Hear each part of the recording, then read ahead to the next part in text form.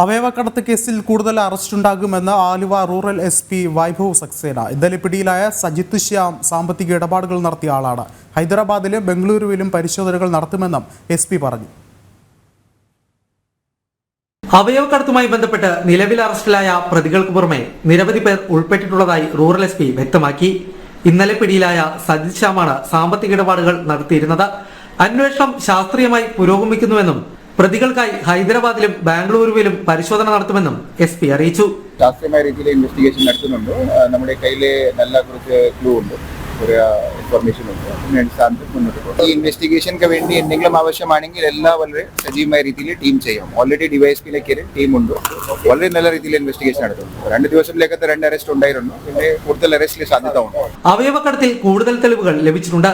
സംസ്ഥാനത്തിന്റെ വിവിധ ഭാഗങ്ങളിൽ ഏജന്റുമാർ പ്രവർത്തിച്ചിരുന്നതിനാൽ ഇവിടെയെല്ലാം പരിശോധന നടത്തും. കേസ് അന്വേഷിക്കുന്ന സംഘം വിവിധ സ്ക്വാഡുകളായി തിരിഞ്ഞാണ് പരിശോധന. പ്രതികളുടെ ബാങ്ക് അക്കൗണ്ട് വിവരങ്ങളും ഫോൺ രേഖകളും പോലീസ് പരിശോധിച്ചു വരികയാണ്. അവയവ കൈമാറ്റം നടന്നെന്ന് സംശയിക്കുന്ന ദിവസങ്ങളിൽ സബിത് നാസർ, സജിത് ശ്യാം, മധു എന്നിവരുടെ അക്കൗണ്ടുകളിലേക്ക് ലക്ഷങ്ങളെത്തിയതായി പോലീസ് കണ്ടെത്തിയിട്ടുണ്ട്. ജനം, കൊച്ചി.